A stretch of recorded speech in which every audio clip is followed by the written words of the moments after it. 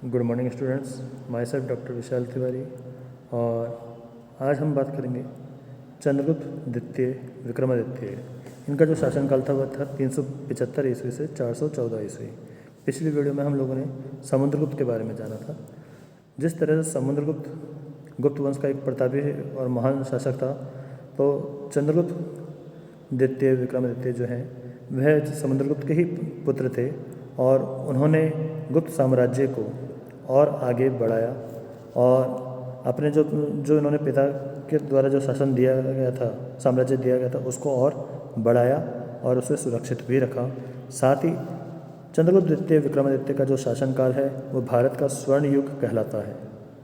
तो उन्होंने ऐसे क्या कार्य किए उसको हम बहुत ही शॉर्ट रूप में इस वीडियो के अंदर जानना की कोशिश करेंगे, ठीक है।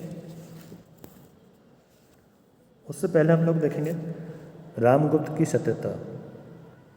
गुप्त अभिलेखों से ज्ञात होता है कि चंद्रगुप्त द्वितीय संभावित ज्येष्ठ पुत्र नहीं था और कुछ विद्वानों ने साहित्यिक गाथाओं और कुछ बाद के ऐतिहासिक अभिलेखों के आधार पर यह अनुमान लगाया कि समुद्रगुप्त के बाद उसका ज्येष्ठ पुत्र रामगुप्त सिंहासन पर बैठा था।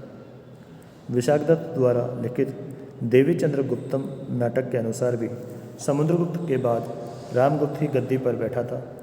उसके गद्दी पर बैठते ही शकों यानी कि कुषाणों ने उसके राज्य पर आक्रमण कर दिया। विवश होकर रामगुप्त को शकों के साथ एक अत्यंत अपमानजनक संधि करनी पड़ी, जिनके अनुसार रामगुप्त ने अपनी रानी ध्रुव देवी को शक राजा को समर्पित करने की शर्त स्वीकार कर ली। किंतु रामगुप्त का छोटा भाई चंद्रगुप्त द्वितीय बड़ा साहसी और स्वाभिमानी था। उसने ध्रुव देवी के वेश में स्त्री रूपधारी सैनिकों के साथ शकों के सैनिक छावनी में प्रवेश किया तथा ध्रुव देवी से आलिंगन करने के लिए व्याकुल शक राजा को मारकर शकों को गुप्त राज्य से भगा दिया।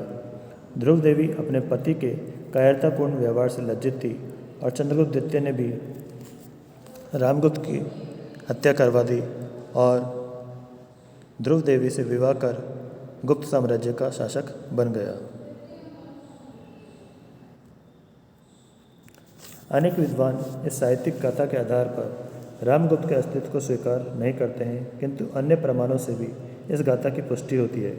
इस गाथा का उल्लेख हमें बाणभट्ट के हर्षचरित्र में, राजशेखर की काव्य मीमांसा में, संजन ताम्रपत्र में और राष्ट्रकूटों के सांगली ताम्रपत्र में भी मिलता है। इसके अतिरिक्त मालवा में रामगुप्त को मालवा का स्थानीय शासक बताया गया है। डॉक्टर श्री राम गोयल के अनुसार रामगुप्त अपने पिता के शासनकाल में पूर्वी मालवा का गवर्नर था। समुद्रगुप्त की मृत्यु के बाद शकों ने मालवा पर आक्रमण किया। चंद्रगुप्त ने उसकी रक्षा की तथा बाद में रामगुप्त की हत्या करवा दी और उसकी पत्नी से विवाह कर लिया। डॉक्टर गोयल का यह कथन काफ़ी हद तक सही प्रतीत होता है। अब हम वापस आते हैं हमारे जो टॉपिक है चंद्रगुप्त द्वितीय यानी विक्रमादित्य के। चंद्रगुप्त द्वितीय निसंदेह एक महान पिता का महान पुत्र था। शासन, प्रबंध एवं युद्ध दोनों में उसकी ख्याति उसके पिता की भांति ही सुप्रसिद्ध है। वह एक महान विजेता, अतुल पराक्रमी और धर्म सिद्ध राजा था। उसने अनेक उपाधियां धारण की थी। उसके विभिन्न सिक्कों में उसे देवश्री, विक्रम, विक्रमादित्य, नरेंद्र चंद्र, सिंह विक्रम, सिंहचंद्र, परम भागवत, अजित विक्रम, विक्रमांग तथा अप्रतिरथ आदि उपाधि से विभूषित किया गया है। साची अभिलेख के अनुसार चंद्रगुप्त का दूसरा प्रिय नाम देवराज था। चंद्रगुप्त द्वितीय के मुद्रा स्तंभ लेख के आधार पर इसका राज्यारोहण काल लगभग 375 ईस्वी है। चंद्रगुप्त अपनी युवावस्था से ही वीर और साहसी था तथा शक राजा को मारकर और शकों को गुप्त राज्य से खदेड़ने में उसने अपने शौर्य और कूटनीति का परिचय दिया था। उसकी महत्वाकांक्षा का पता इसी से लग जाता है कि उसने अपने भाई का राज्य और स्त्री को अपना लिया था। अब बात करते हैं चंद्रगुप्त द्वारा वैवाहिक संबंधों द्वारा साम्राज्य का सुदृढ़ीकरण करना। चंद्रगुप्त विक्रमादित्य की पुत्री प्रभावती गुप्ता के पूना और रिठपुर ताम्रपत्र सूत्रों से प्रकट होता है कि चंद्रगुप्त विक्रमादित्य ने नागो वंश में उत्पन्न कुबेर नागा के साथ विवाह किया था। इस वंश की अनेक शाखाएं भारतवर्ष के विभिन्न प्रदेशों में शासन करते थे। चंद्रगुप्त द्वितीय के साथ विवाह संबंध हो जाने से नागवंश गुप्त वंश का मित्र बन गया। नागवंश के समान वाकाटक वंश भी दक्षिण पश्चिम का एक शक्तिशाली राज्य था और वाकाटक अपने राज्य की भौगोलिक स्थिति के कारण गुजरात और काठियावाड़ के शासकों पर आक्रमण करने वाले उत्तरी भारत के राजा को हानि और लाभ दोनों ही पहुंचा सकता था। अतः वाकाटक वंश को अपने पक्ष में करने के लिए चंद्रगुप्त द्वितीय ने अपनी कन्या प्रभावती गुप्ता का विवाह वाकाटक नरेश रुद्रसेन द्वितीय से कर दिया। इस संबंध से चंद्रगुप्त को शक क्षत्रपों पर विजय प्राप्त करने में बड़ी सुविधा रही। इसी तरह कदम वंश ब्राह्मण राजवंश के साथ अपने पुत्र कुमारगुप्त की उसकी पुत्री के साथ विवाह करके दक्षिण के कुंतल राजवंश के साथ अपना यश दक्षिण भारत में भी उन्होंने फैलाया। अब हम बात करते हैं शक विजय की।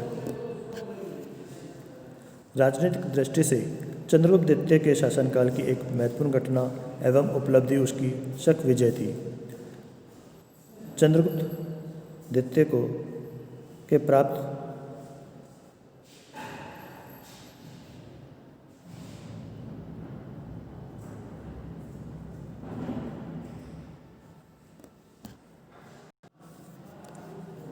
चंद्रगुप्त द्वितीय ने शकों पर विजय प्राप्त कर ली थी और उसने अंतिम शक क्षत्रप शासक रुद्रसिंह तृतीय का वध कर दिया और इसके साथ ही भारत में शक क्षत्रपों का अंत हो गया। रुद्रसिंह तृतीय के सिक्कों से ज्ञात अंतिम तिथि 388 ईस्वी या 397 ईस्वी है। उसके बाद किसी शक क्षत्रप की जानकारी नहीं मिलती है। ऐसा प्रतीत होता है कि शक विजय के पश्चात चंद्रगुप्त ने अपनी दूसरी राजधानी उज्जैन में स्थापित की। 58 ईसा पूर्व में शकों को परास्त कर उज्जैन के राजा ने विक्रमादित्य के विक्रम संवत का प्रवर्तन किया था। विद्वानों का मानना है कि उस महान परंपरा की स्मृति में चंद्रगुप्त द्वितीय ने शक विजय के बाद विक्रमादित्य की उपाधि धारण की थी। सम्राट चंद्र का विवाह। दिल्ली के मेहरौली नामक स्थान पर कुतुब मीनार के समीप एक लोह स्तंभ पर अभिलेख खुदा है जिसमें चंद्र नाम के एक राजा की उपलब्धियों का वर्णन है। इस अभिलेख में कोई तिथि नहीं है और न ही यह स्पष्ट किया गया है कि चंद्र नामक राजा कौन है। इस अभिलेख से हमें निम्नलिखित सूचनाएं मिलती हैं, जिसमें पहली, चंद्र नामक एक राजा था। दूसरा, उसने अपने भुजबल से अधिराज्य की स्थापना की। तीसरी, उसका शासन दीर्घकालीन था। चौथी, वंग युद्ध में उसने सम्मिलित रूप से आए हुए शत्रुओं को मार भगा दिया।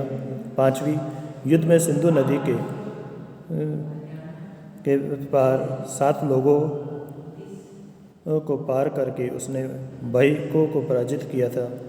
छठी, उसके शौर्य समीर से आज भी दक्षिणी समुद्र सुगंधित है। सातवीं, जिस समय यह अभिलेख उत्कीर्ण कराया गया था उस समय तक वह राजा मर चुका था। आठवीं, कि राजा वैष्णव धर्मावलंबी था। नौवीं, उसने विष्णुपद नामक पर्वत पर विष्णु भगवान का ध्वज स्थापित किया था।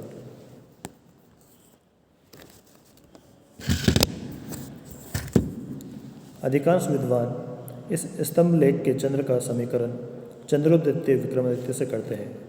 इस स्तंभ लेख में कोई तिथि नहीं है, परंतु उसके लिपि में निश्चित रूप से गुप्तकालीन है।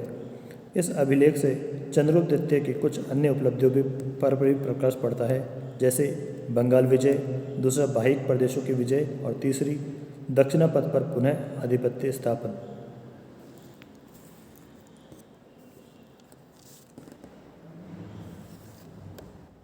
बात करते हैं हम लोग चंद्रगुप्त विक्रमादित्य के साम्राज्य विस्तार की। चंद्रगुप्त द्वितीय के साम्राज्य की पश्चिमी सीमा कम से कम पंजाब तक आवश्यक थी और यह संभावित है कि बैक्ट्रिया तक का क्षेत्र उसके अधीन हो। पूर्व में उसका साम्राज्य बंगाल तक विस्तृत था। दक्षिण पश्चिम में सिंधु डेल्टा, गुजरात और काठियावाड़ पर उसका अधिकार था। दक्षिण के वाकटाक और कदम वंश उसके प्रभाव क्षेत्र में थे तथा दक्षिणपथ के अन्य राजा भी उसके प्रभाव को स्वीकार करते थे।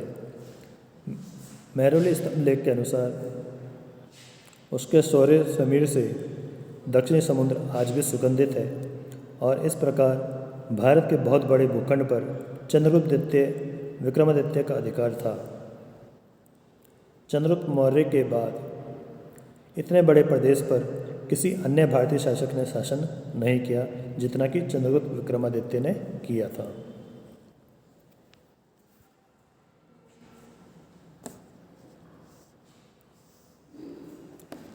अब हम बात करते हैं चंद्रगुप्त विक्रमादित्य का व्यक्तित्व किस तरीके से था। प्राय संपूर्ण भारत पर अपना आधिपत्य स्थापित करने के बाद गुप्त शासन प्रबंध को संगठित करने का श्रेय भी चंद्रगुप्त विक्रमादित्य को ही है। उसके आदर्श शासन की प्रशंसा चीनी यात्री फाहियान ने भी की है जो उसके काल में भारत आया था। चंद्रगुप्त द्वितीय वैष्णव धर्मावलंबी था और उसकी मुद्राओं और गुप्त अभिलेखों में उसे परम भागवत कहा गया है। मेहरौली स्तंभ लेख में उसे स्पष्टतया वैष्णव कहा गया है। उसने विष्णुपद नामक पर्वत पर विष्णु ध्वज स्थापित किया था। चंद्रगुप्त धार्मिक दृष्टि से सहिष्णु था तथा अन्य धर्मों का आदर करता था।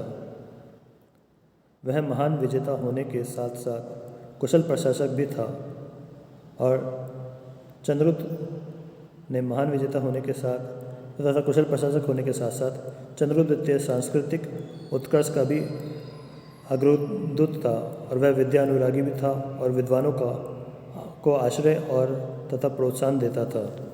संस्कृत के महान कवि कालिदास चंद्रगुप्त के नवरत्नों में शामिल थे। चंद्रगुप्त द्वितीय के दरबार में वीरसेन नाम का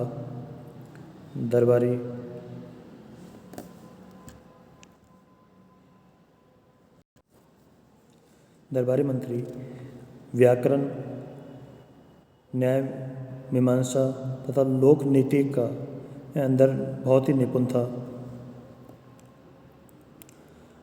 चंद्रगुप्त विक्रमादित्य के राज दरबार में कवियों का दरबार लगा रहता था। चंद्रगुप्त के शासनकाल में कला, स्थापत्य एवं मूर्ति रचना का भी उल्लेखनीय विकास हुआ है और भारत का सांस्कृतिक विकास चंद्रगुप्त विक्रमादित्य के समय में अपनी पराकाष्ठा पर पहुंच गया था। चंद्रगुप्त द्वितीय के शासनकाल को भारत का स्वर्ण युग कहा जाता है।